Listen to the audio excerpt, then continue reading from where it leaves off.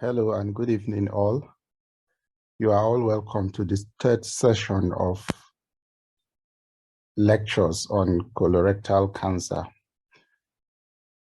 Today we'll basically talk on the investigations, treatment, follow-up and prognosis of colon and rectal cancer. In our first two previous lectures, we talked about colorectal cancer as the third commonest malignancy that affects adult males and females at their 6th and 7th decade of life.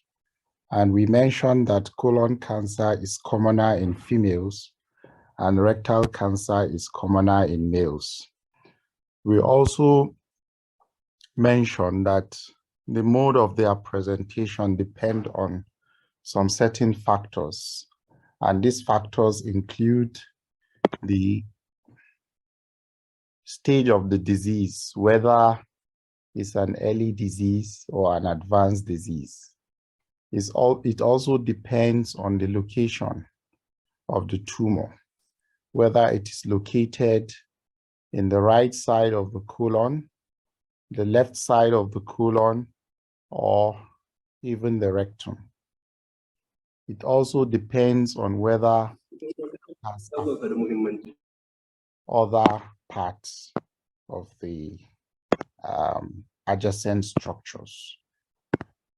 We also talked on the common presentation for colon and rectal cancer. We said alteration of bowel habit, where patients present with constipation alternating with diarrhea as the common mode of presentation. They can also present with bleeding pararectum. The bleeding pararectum depends on the location of the tumor. If you have melena, it's usually coming from a distant part far up of the GI. So bleeding from the right side, precisely from the cecum, can present as melena. If the blood is not much, it can be altered before being passed out. Now we said blood that completely mixed with stool is coming from any part from the sigmoid above. When the blood is coating the surface of the stool, is coming from the rectum. And we said that colon cancers can present as an emergency when they present with acute or chronic intestinal obstruction.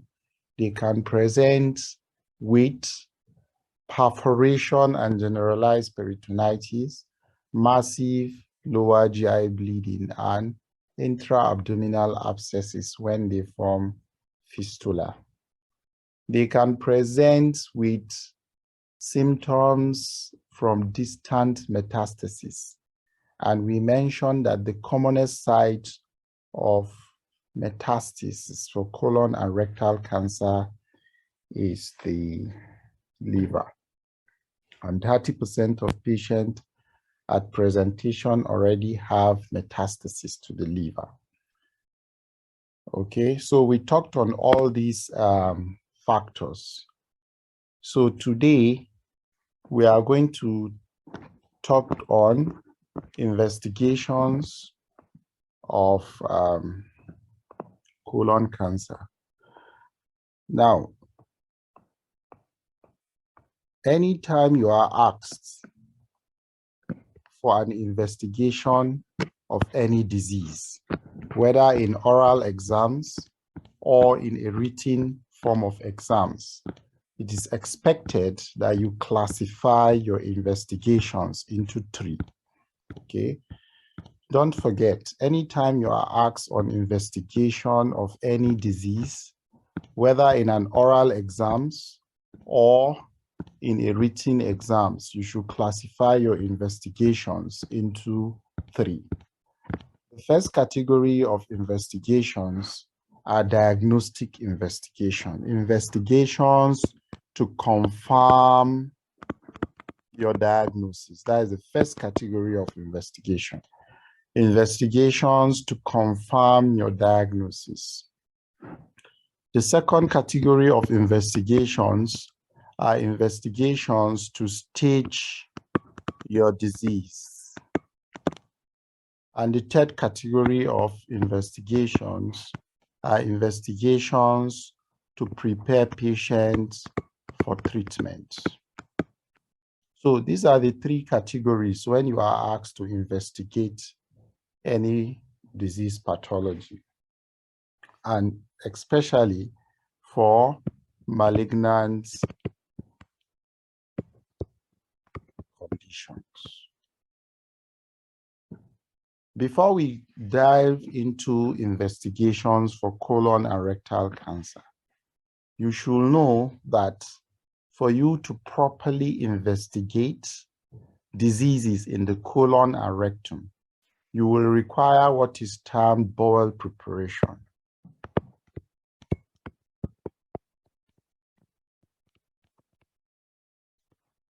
Especially the diagnostic investigation, which we will see shortly.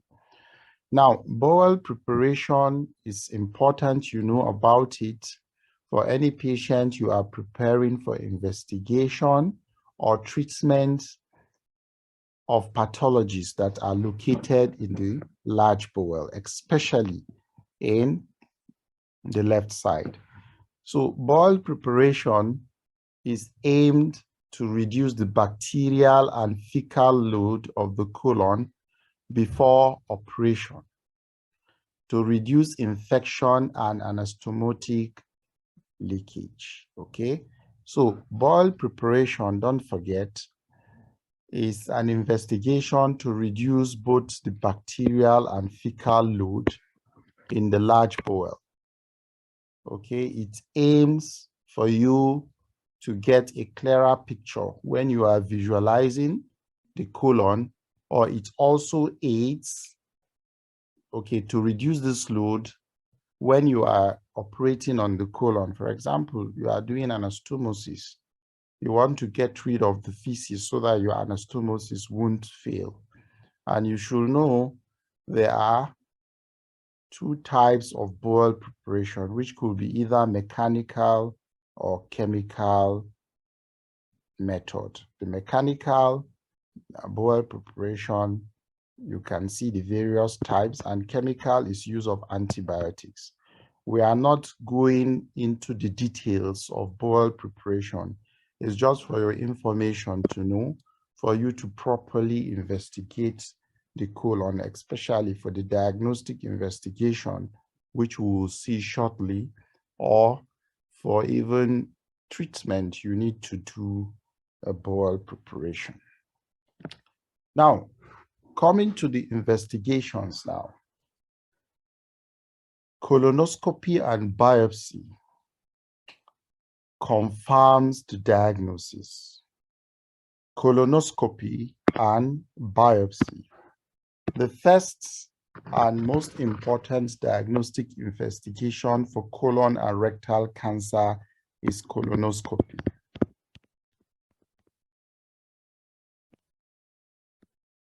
Colonoscopy, you introduce the scope into the colon. The scope is about 160 centimeters long, and this scope you will visualize when it is introduced into the colon. You will visualize the entire colon from the rectum up to the cecum, because the length of the large intestine is about 150 cm. Okay, it ranges, as we mentioned, from 130 to 150 cm, and you see the scope is about 160 centimeters. So imagine you are passing this scope into the rectum without a bowel preparation. What will happen?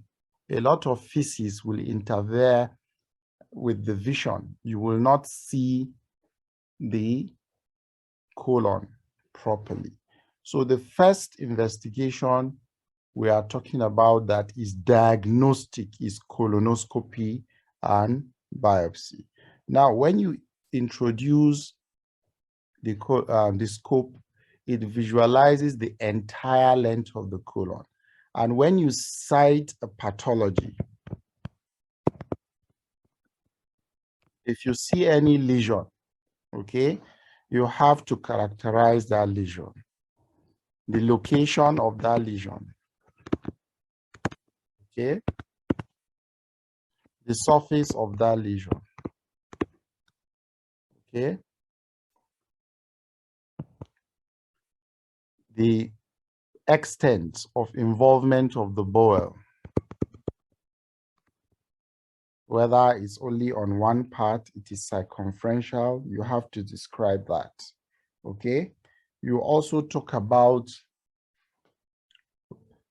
whether the scope can pass through the lesion, because sometimes it will be so obliterating that the scope cannot go beyond that lesion. It has narrowed the lumen. So after taking all this, even contact bleeding, some lesion, when you just touch them with the scope, they start bleeding. So after that, you will now take biopsy. You take biopsy for histology. These will tell you the histological type of that lesion. So the first diagnostic investigation you need to talk about is what? Colonoscopy and biopsy. It visualizes the entire colon. You look for the pathology and you take biopsy. Now, it also look for synchronous tumors. Synchronous tumors are when you have multiple tumors occurring at the same time, okay? We discussed about synchronous tumors during the pathology and classification of colon cancer. When other tumors exist with the primary tumors at the same time, they are called synchronous tumors, or when they are present within 6 months of detecting the primary tumor, they are regarded as synchronous tumors. So don't forget, there are other type of scopes like sigmoidoscopy, okay? But why don't you do sigmoidoscopy? It stops only at the sigmoid. And if there is a synchronous tumor, you will not be able to see that. So don't forget, number one and most important diagnostic investigation is colonoscopy and biopsy. Now, in the absence of colonoscopy and biopsy, you do what is called a double contrast barium enema. A double contrast barium enema. When you say enema, you are injecting, okay, the fluid through the rectum into the colon. That is enema. If it is a contrast enema, you are injecting the contrast into the rectum, okay, into the colon via the rectum. Now, what does double contrast barium enema means? Why the double contrast? When you say double contrast, what does it mean? It uses two contrasts. What are the contrasts? One, barium. Two, air. Now, what is the role of the barium in the contrast? Is to outline the lumen of the colon. What is the role of the air in the contrast? Is to outline the mucosa. The mucosa of the colon, so that if there's any lesion, it is clearly going to be identified, okay? So, of course, you can see the limitation of this barium is just going to show you the tumor. You cannot take biopsy to for histology. Now, it shows irregular filling defect, okay? What are the findings? One, irregular It's very important. You should know that it's an irregular filling defect. Okay, you just see a defect within the lumen. Okay, an apple core deformity, especially in the left side. Okay, you know how the apple core appears. Okay, you have an apple core deformity because the tumor is coming from both sides. Okay, it will present like an apple core. Apple core deformity in left-sided carcinomas. This is the depiction of the apple core, because if you have tumor coming from this side and from this side, they give a depiction of an apple core. It also helps in finding air contrast barium enema. So this, because the air contrast outlines the mucosa, it will help in picking mucosal lesions like polyps. Now, aside picking apple core deformity, irregular filling defect, shouldering effect, it can also serve as a roadmap for colonoscopy. Now, some authorities believe that even if you have both barium enema and colonoscopy, you can commence the investigation with the barium. Okay. Why is that so? The barium will serve as a roadmap. It will give you an idea where the tumor is, okay, the location, so that when you are doing the colonoscopy, it gives you an idea where you are going to pick your biopsy. So those are the various rules of the barium enema, double contrast barium enema. So don't forget, in your exams, when you are asked, you should commence the investigations with what? Diagnostic investigation. Mention what they are, how you do them, and what are the anticipated findings. It's not enough to just say, I'll do colonoscopy and keep quiet. No, it's not enough to just say you are doing barium enema. You have to say double contrast barium enema, and you mention the findings. Now, if you have confirmed your diagnosis, you want to stage the disease. Staging is to tell you the extent of that disease, whether there is what? Locoregional or systemic involvement. Locoregional or systemic or distant involvement. That is staging investigation. Now, what are the various investigations you do to stage the disease? Transrectal ultrasound scan. This transrectal ultrasound scan, it's going to tell you the depth of invasion of the lesion. If you remember, we talked about the Duke staging, whether the tumor is limited to the mucosa, the submucosa, the muscularis.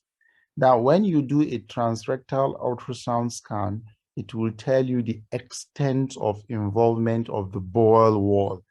It's also going to tell you whether the lymph nodes are involved, okay? 5 years survival is what? 90, 70, 30% respectively for Duke A, B, and C. If a patient comes and you do a transrectal ultrasound scan, it also gives you an idea of the survival rates, prognosis of those patients.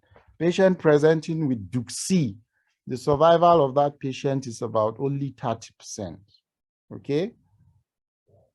Now, abdominal ultrasound scan, you see you started analyzing the stage from the bowel itself. Adjacent structure involvement.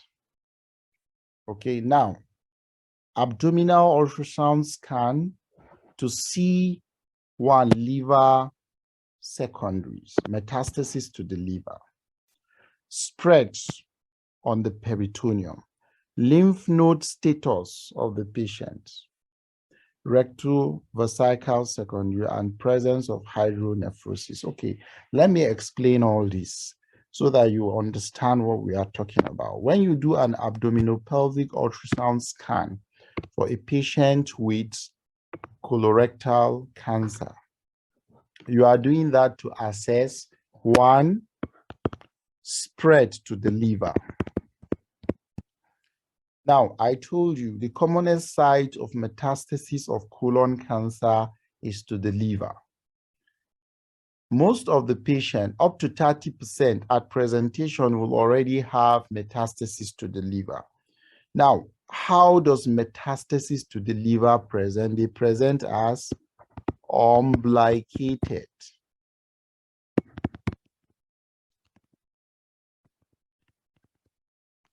They present as an umbilicated lesion. Now, the point you need to know, when you see a metastasis to the liver, how do you differentiate metastasis to the liver from a primary liver cell carcinoma? If you see metastatic deposit of malignancy to the liver, how does it differ from a primary liver cell carcinoma? You need to differentiate. One, metastatic lesion present as what? Umbilicated lesions like this. Two, if you look at the other part of the liver, the parenchyma will be looking normal for metastatic disease. Okay, you have a normal parenchymal tissue. But for primary liver carcinoma, you might see a background cirrhosis, architectural distortion of the parenchyma of the liver. So, number one, we said abdominal pelvic ultrasound scan for colon cancer. You want to assess the liver. Number two, you want to look at the peritoneum, whether there is peritoneal seedlings. Okay, they can be peritoneal seedlings which will present as carcinomatosis peritonei. Three, you want to assess presence or absence of ascites. Four, you want to look at the ovaries in females. Ovaries in females looking for what? Krukenbach tumors. When there's metastasis to the ovaries, they are called Krukenbach tumors, even though it's commoner with gastric cancer. You want to look at the pouch of Douglas, whether they are deposits, okay, that are called Bloomer shelf. Okay, you want to also look at the ureters. You know, rectal tumors can compress on the distal ureters. And when they compress on the distal ureters, they will present with hydronephrosis and hydroureters. Okay, so the abdominopelvic ultrasound scan will also assess for that.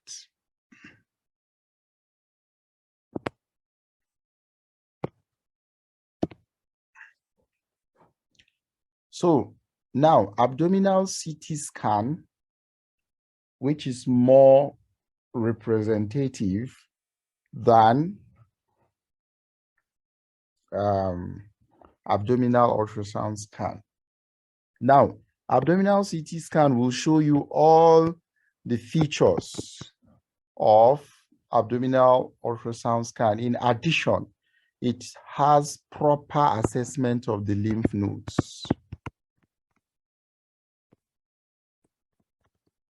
That is one. Two, it will tell you relationship with the adjacent structures. It will show you relationship to the adjacent structures. For example, if this tumor is invading the bladder, okay, the abdominal CT scan will show you that this tumor is invading the bladder. And if there's a fistula rectovesical fistula. You will see it on CT scan. And patients, especially when patient is presenting with fecoluria or pneumaturia, they have rectal tumors and now they are passing gas in their urine. That is called pneumaturia. Or when they are passing feces, you see fecal particles in the urine. That is called fecoluria. You do abdominal CT scan. It will show you that there's invasion of the bladder and there's a fistula formation. Okay, it's more representative than the abdominal ultrasound scan. Now, there's what is called PET scan as well as PET CT scan. You need to know this, okay? Now, the PET scan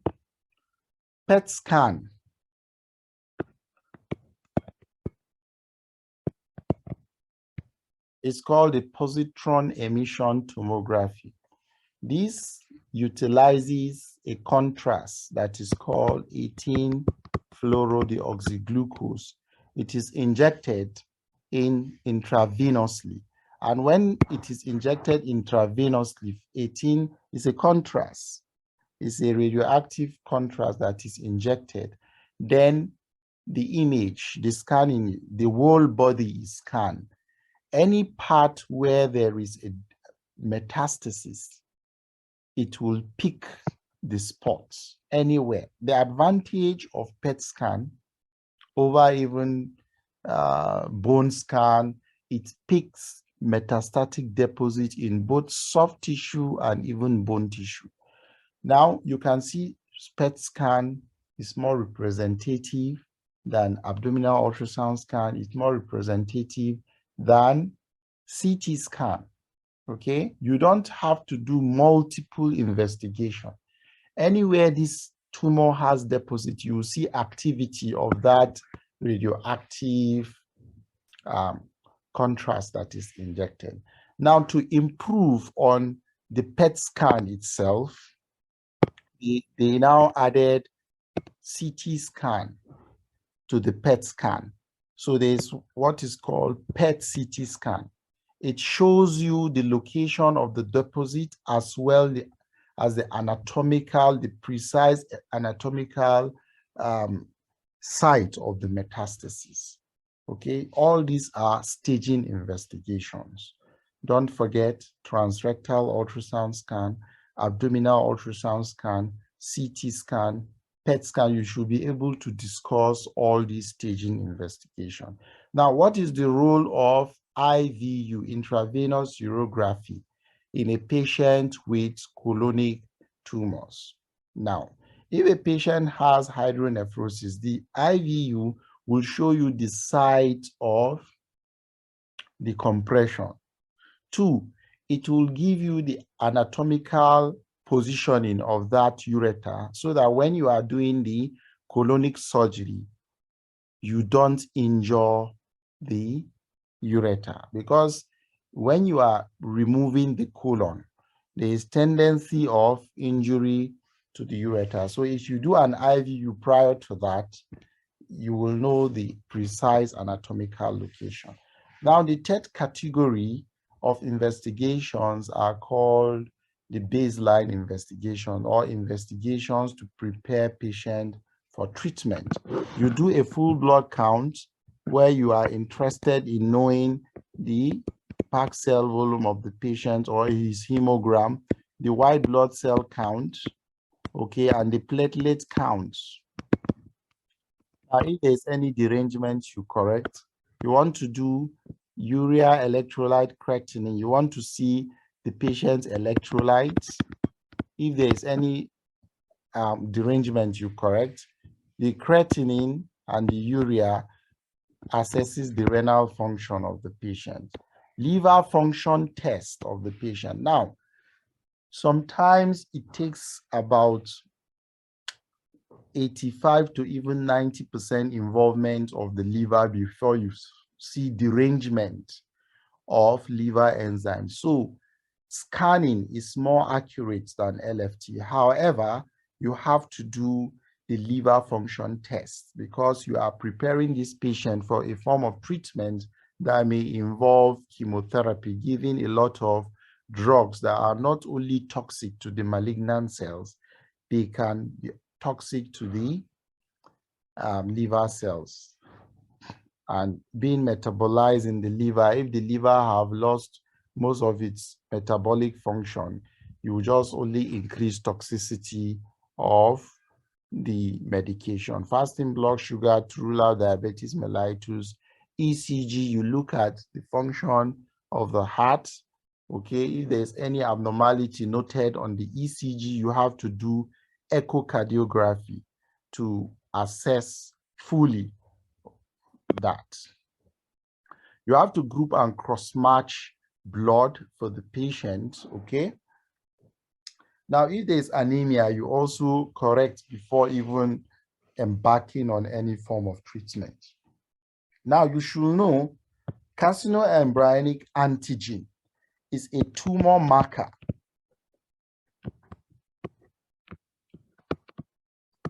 It's a tumor marker for colon cancers, even though it's not a specific tumor marker. Several other malignancies produce carcinoembryonic antigen. So the role of carcinoembryonic antigen here is not only to prepare patient for treatment in getting his baseline. There are several roles which we will see shortly. Carcinoembryonic antigen, cell surface glycoprotein, a tumor marker. CEA is primarily associated with colorectal cancers, however, non-specific. Uses in colorectal cancers are, you see, there are several uses. It's not just to get a baseline. In the preoperative levels, greater than 7.5 nanograms per ml signifies poor prognosis. So you can use it for prognosticating colon cancer. If postoperative level does not fall, it indicates either incomplete resection of the tumor or occult metastasis elsewhere. You should know that. Increased CEA during follow-up indicates recurrence or secondaries. Okay? A slow rise indicates locoregional disease. Rapid rise signifies metastasis. So you should also always remember CEA and the various roles it plays in the management of colon and rectal cancer. What are the various differential diagnoses? You see, we are going to talk about history taking of colorectal cancer, and you need to understand the differential diagnosis so that you rule them out when you are taking the history. Carcinoma of the cecum, that is on the right side. The other differential diagnosis could be appendix abscess, amoeboма, Crohn's disease, hyperplastic ileocecal tuberculosis, actinomycosis, renal swelling, ovarian cyst, pedunculated myoma of the uterus. All these are possibilities of tumors in the right side, in the right iliac fossa, okay, that may mimic cecal pole tumor. Left-sided tumors, differential diagnosis could be diverticulitis, amoeboma, schistosomiasis. Transverse colon disease, okay, you know the transverse colon form part of the stomach bed, okay. Gastric cancer, gallbladder cancer, secondary deposit to the omentum, hepatic deposits, okay, splenic or renal enlargement. All these are differential diagnoses. Now, what are the various treatment options for colorectal cancer? You should know that the mainstay of treatment, don't forget, the mainstay of treatment for colon cancer is surgery. When you remove the tumor, is that all? So the mainstay for treatment is surgery. Now, the treatment for colon cancer, the surgical treatment for colon cancer differs from rectal cancer, and you need to know the difference and why. Now, for colon cancer, The type of procedure you do depends on the location of the tumor. Okay? When the tumor is located in the cecum, ascending colon, you do what is called a right hemicolectomy. When the tumor is located in the cecum, you do what is called right hemicolectomy. Okay? Now, let us depict a drawing that represents the colon. Okay? This is the cecum. This is the ascending colon. Cecum and ascending colon. If you have a tumor here, you have to do what is called right hemicolectomy, and you remove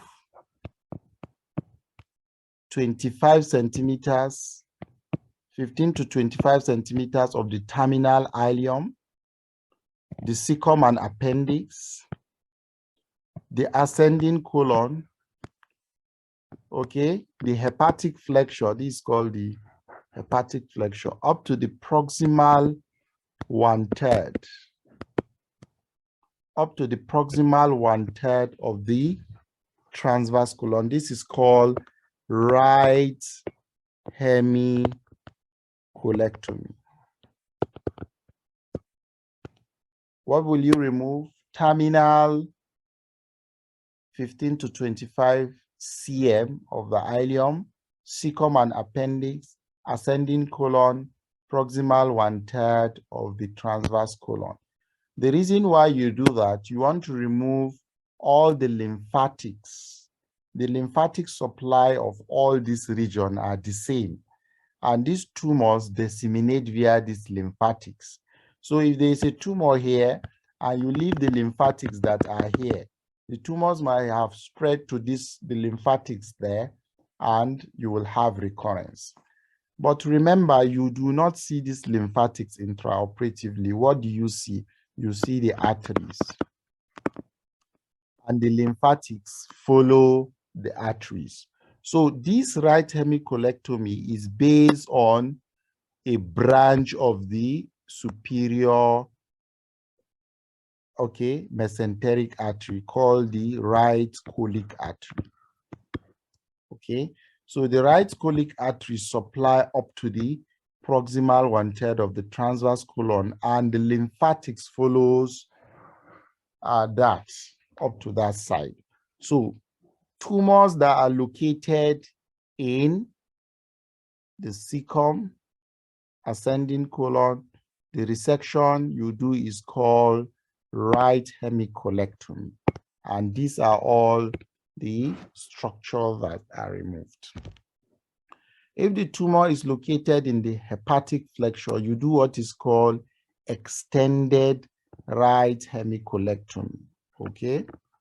Now, the extended right hemicolectomy, the resection doesn't stop at proximal 1/3 of the transverse colon. It stops at the proximal 2/3 of the transverse colon, so that you take off the middle colic artery, a branch of the superior mesenteric artery. So if you have a tumor at the splenic flexure, hepatic flexure here, your resection will take terminal 15 to 25 cm of the ileum, cecum and appendix, ascending colon, the hepatic flexure with the tumor, as well as up to the proximal 2/3 of the transverse colon. This is called extended right hemicolectomy. If the tumor is located at the transverse colon, you do a transverse colectomy. You take the transverse colon, including both flexures, okay? If the tumor is located at the splenic flexure, okay, you do a left hemicolectomy, okay? You have to remove this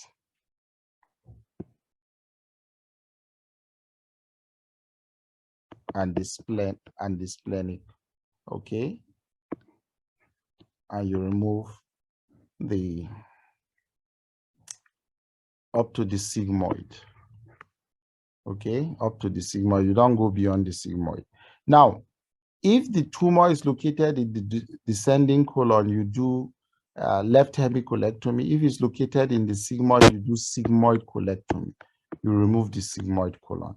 So all these are various surgeries that are done for colonic tumors depending on the location of the tumor.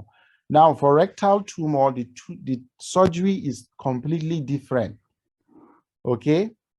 And for rectal tumors, you have to do neoadjuvant to downstage so that you can gain more length of the colon, because your two major fears in treating rectal tumors, the two major worries are: one, you want a complete oncological clearance; two, you want to maintain continence of the patient, because you don't just do surgery, removing tumor, and patient becomes incontinent. For feces, you rather remove the tumor along with the sphincter and close that place completely rather than rendering a patient incontinent. Okay? Now, if it is an early tumor at Duke A, you can do a wide local excision. That is for Duke A, as we mentioned in the staging. Wide local excision with 2 centimeter margin from the tumor. If the tumor is less than 10 centimeters from the anal vag and the diameter of the tumor is less than 3 cm, it is mobile, well differentiated, exophytic, polypoid, or sessile, and no lymph node involvement. So if the tumor is just a mucosal tumor and it's within 10 centimeters from the anal vag, it is less than 3 cm in diameter, you do a wide local excision. Okay?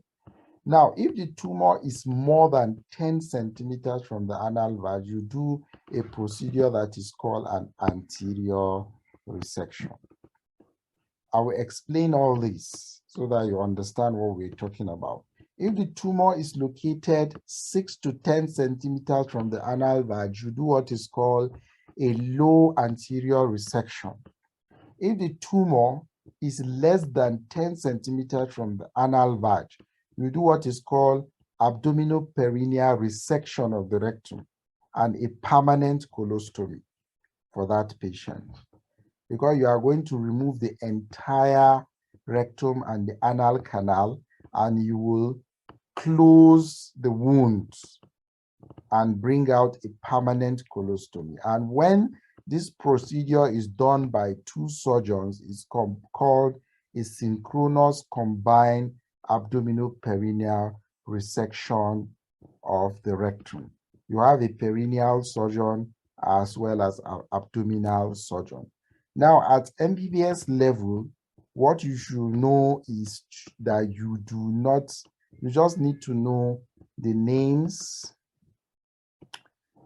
and what the procedure entails. But at the level of postgraduate, you must know the detail of all this and how they are done step by step, from preparation of this patient, bringing the patient to the theater, and knife on skin. You must know the details of all this. Okay, now let's explain what we are talking about when you come to rectal surgery. Okay, now you should remember the rectum is about 12 to 15 cm. Okay, if this is the rectum and this is the anal canal, okay, let's divide the rectum into 3 parts. Okay, the lower 1/3, middle 1/3, and upper 1/3. Okay, now this is the anal vag here, and the length of the anal canal is 4 cm. Okay, this is the anal opening here. Now, this we said is 12 cm. Okay, so it means here will be 4 cm, 4 cm, 4 centimeters. Now, remember, I said any tumor that is located within 10 centimeters from the anal vag. You see, the anal canal is already 4 cm. Okay, you have 4, 8, okay, 10 cm, the tumor will be here. It means you can completely resect this tumor without even coming to where the sphincter complex is. Okay, you can completely resect this tumor without coming to the sphincter complex. So you do what is called anterior resection. Anterior resection. When the tumor is greater than 10 cm from the anal vag, you do what is called anterior resection. So you resect this. You see the upper part is gone. The middle part is gone. And your sphincter is down there. You have no business with the sphincter. Patient will still maintain continence. If the tumor is located 6 to 10 cm from the anal vag, you see the anal vag is here, 4 cm, 4 cm. It means the tumor is here. And when you come to resect this, you must give minimum of 2.5 centimeter margin. Okay, you have the margin is 2.5 to 5 centimeters. Now, if the tumor is here and is located in the middle third of the rectum, you resect this and you want to give 2, let's say this is 2 cm, and you want to give 2.5 cm from this lower margin. Of course, it's going to go into the sphincter complex. If you give 2.5 centimeter margin here, what will happen? You will destroy the sphincter complex. Okay, so you do what is called low anterior resection using staplers. Okay, when it's in the middle third. So you can use staplers. You do what is called low anterior resection. So because it's going to be very difficult for you to access this middle third, okay, you do anterior resection. Sorry, this is in the upper third. This is the middle third. For upper third, 10 cm above, free. Middle third, you can have your 2.5.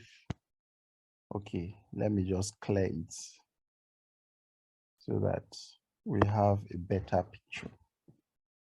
This is the rectum. This is the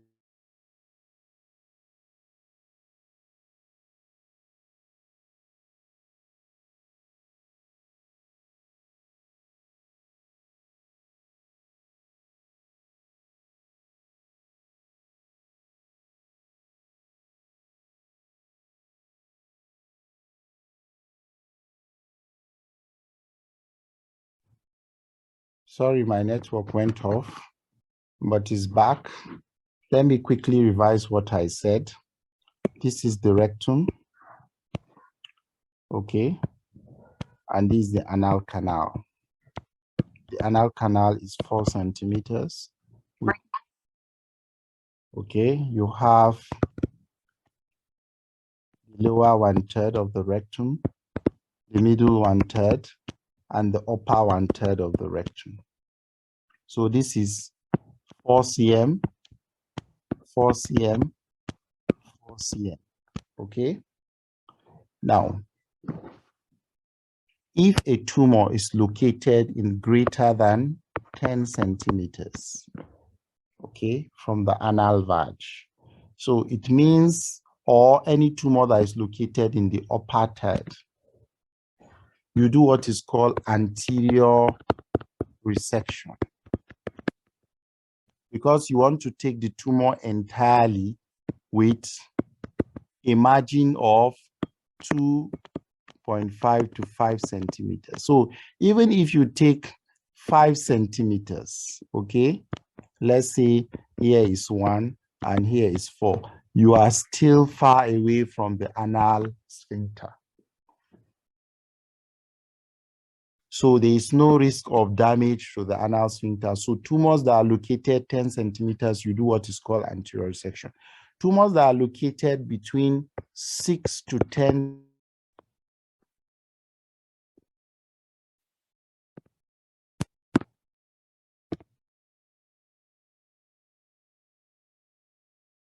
Okay, sorry.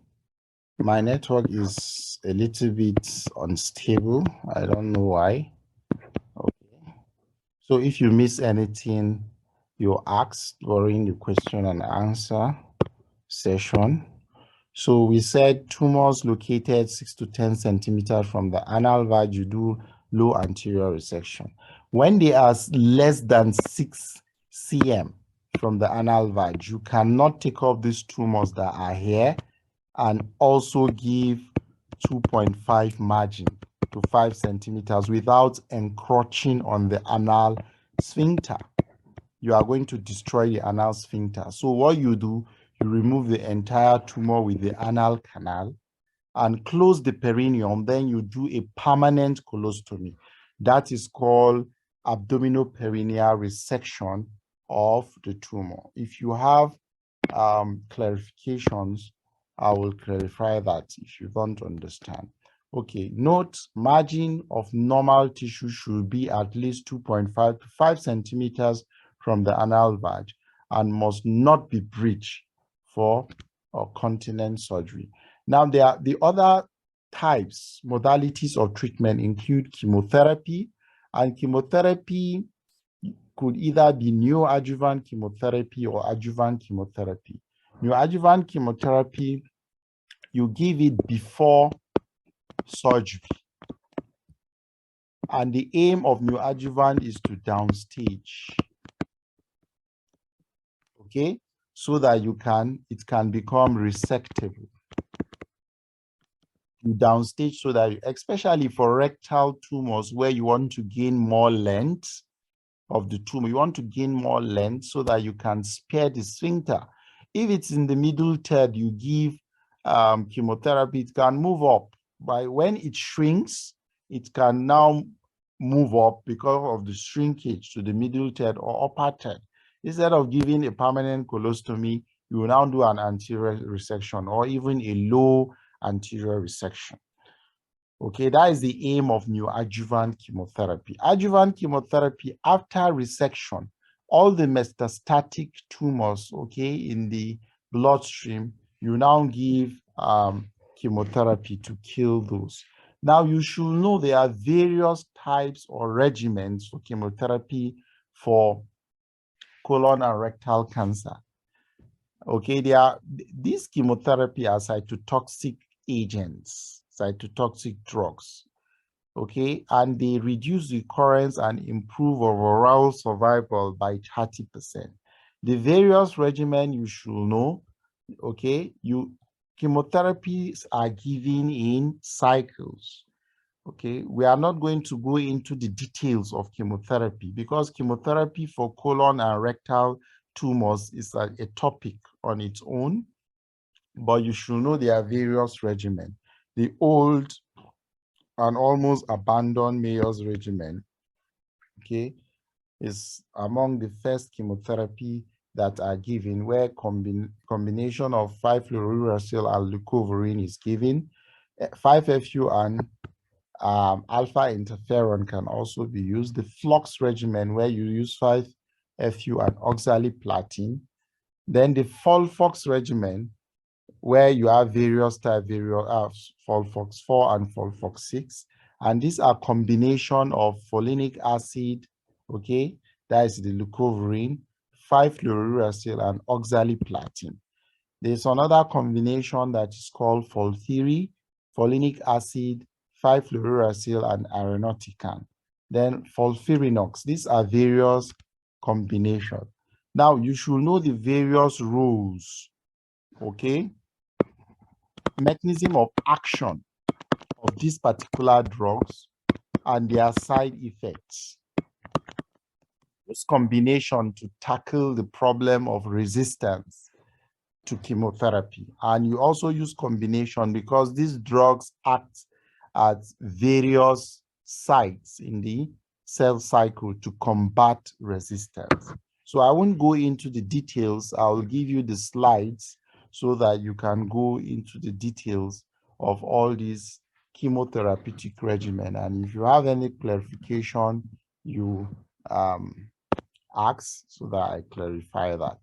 Now, for metastatic disease, you commonly use targeted therapies like using bevacizumab, which inhibit vascular endothelial growth factor receptors. You can combine them with chemotherapy. They are shown to be very good for metastatic disease. That is targeted therapy. These are type of therapy that are used to target some specific molecules that are elaborated by these tumors. And when these specific molecules are inhibited, okay, it impairs growth of these tumors because presence of those molecules will make the tumor grow and express a lot of factors that makes it spread. So targeted therapy in combination with chemotherapy have been shown to have a better outcome. Now, radiotherapy is basically used for to reduce locoregional recurrence after surgery. You can also use it for palliation. In tumors, you cannot resect completely. You just give only radiotherapy. And you can also use it for bleeding. In bleeding tumors, you just use radiotherapy to stop bleeding. So in some patients, you do combination of all the modalities of treatment. Now, for palliative disease, you can also give chemotherapy. And you should know for radiotherapy, chemotherapy, because of their toxic nature, patient must have a very good performance status to tolerate chemotherapy.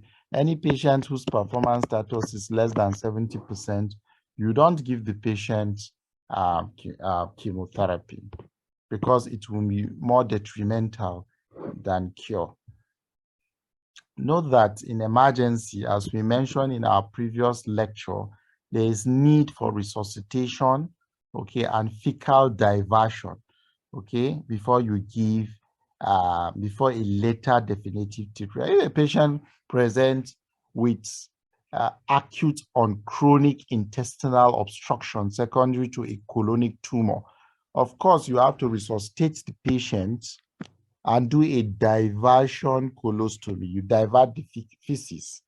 Okay, after stabilizing the patient, okay, you optimize all physiologic derangement in that patient. When patient is stable, then you now go for a definitive treatment. How do you follow up patients with colonic tumor? You do a serum carcinoembryonic antigen 2 monthly. We mentioned the various rules of carcinoembryonic antigen. You do fecal occult blood testing, okay, 3 days every 6 months, okay, to check for fecal occult blood.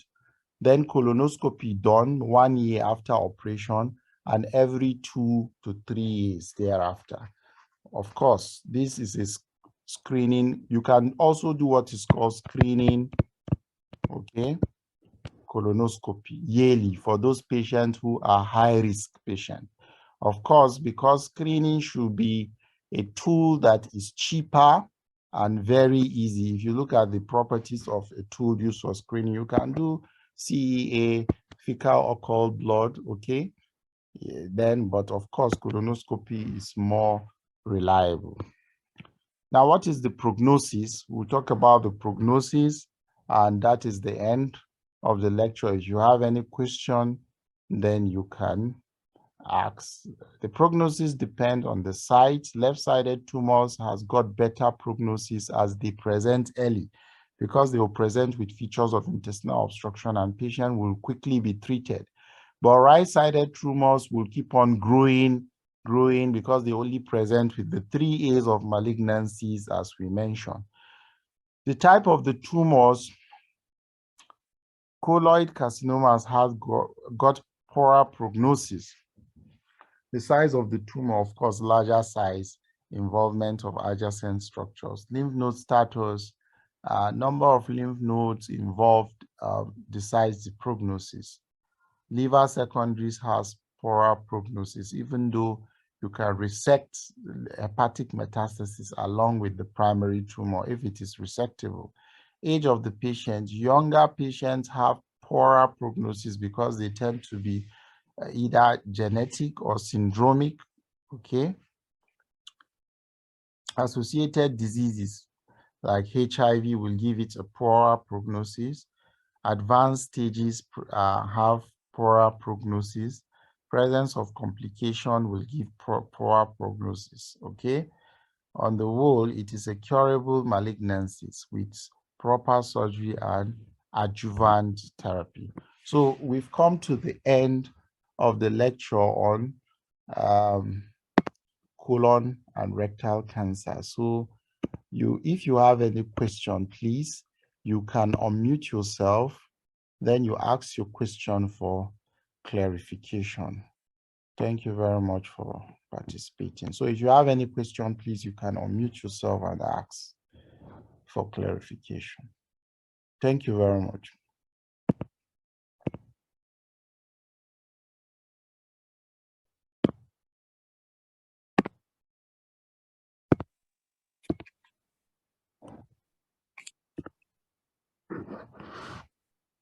Any question? Yes, sir. Thank you, sir, for the presentation. You are welcome. So the network didn't allow me to get the difference between anterior resection and then low anterior resection. Okay, okay. The difference. Yes, sir. Okay. Anterior resection and low anterior resection. Now, anterior resection, let me draw this is the rectum, okay? And this is the anal canal. The length of the anal canal is 4 cm. And at this opening of the anal canal is called the anal vag. Now, the rectum is roughly 12 to 15 cm. So it has lower 1/3, middle 1/3, and upper 1/3. Now, any tumor, the principle of rectal surgery is aimed at one, free tumor margin. You want a clear oncological resection without any tumor remnant. 2, you want to maintain,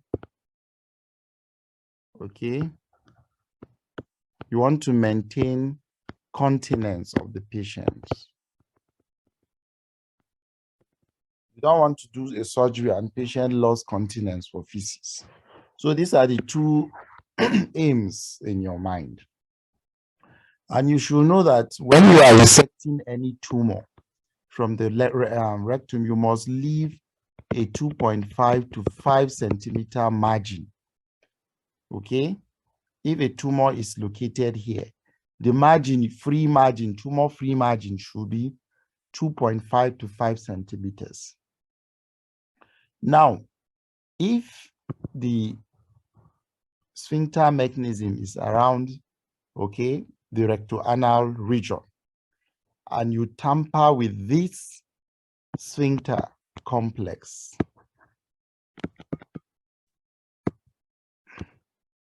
patient will have fecal incontinence.